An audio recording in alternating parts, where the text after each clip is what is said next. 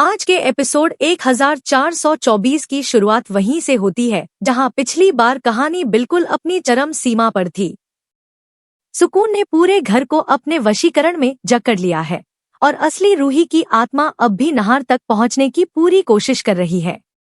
लेकिन इस बार माहौल बिल्कुल बदलने वाला है, क्योंकि नहार का धैर्य टूटा नहीं है बल्कि पहले से ज्यादा मजबूत हो चुका है।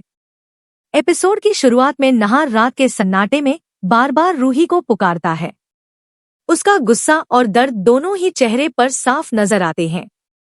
वह कहता है, रूही, अगर तुम आसपास हो तो मुझे एक इशारा दो, बस एक बार। कुछ सेकंड तक कमरा शांत रहता है। फिर धीरे धीरे नहार की अलमारी का दरवाजा अपने आप खुल जाता है। नहार दंग रह जाता है। हवा ठंडी हो जाती है और उसे ऐसा लगता है जैसे कोई उसके बहुत करीब खड़ा हो। पहली बार उसे पूरी तरह यकीन हो जाता है कि रूही की आत्मा सच में मौजूद है। दूसरी तरफ सुकून अपनी जीत को मजबूत करने में लगी है। वह घर के हर सदस्य को अपने और करीब खींचने की कोशिश करती है। दादी को अपने काम करवाती है, जूही को भावनाओं में उलझाती है और पापा को लगातार विश्वास दिलाती रहती है कि वह ही असली रूही है। घर वालों के दिमाग में उसका जादू अब भी हावी है और वह इस बात का पूरा फायदा उठा रही है। लेकिन आज कहानी में पहली बार सुकून की चाल में दरारें दिखने लगती हैं। हर्ष को शक होता है कि स्टोर रूम में रखी बोतल, जिसके बारे में सुकून इतनी परेशान रहती है, उसमें कोई बड़ा राज छुपा है। वह चुपके से बोतल को ढूंढता है, लेकिन जैसे ही बोतल हाथ लगती है, अंदर का धुआं अचानक गायब हो जाता है, जैसे किसी ने उसे आजाद कर दिया हो। हर्ष डर जाता है, लेकिन उसे समझ आ जाता है कि यहाँ कुछ बहुत बड़ा खेल चल रहा है। इधर रूही की आत्मा अब पहले से ज्यादा ताकतवर महसूस होने लगती है।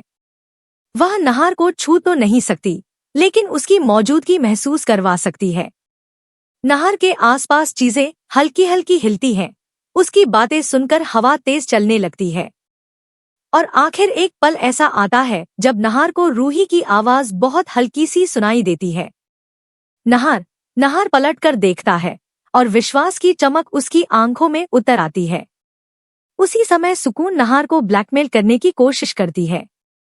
वह कहती है, अगर तुम सच में अपने परिवार को बचाना चाहते हो तो मुझसे शादी कर लो, वरना मैं तुम्हारी रूही को हमेशा के लिए मिटा दूंगी। लेकिन नहार इस बार बिल्कुल नहीं टूटता।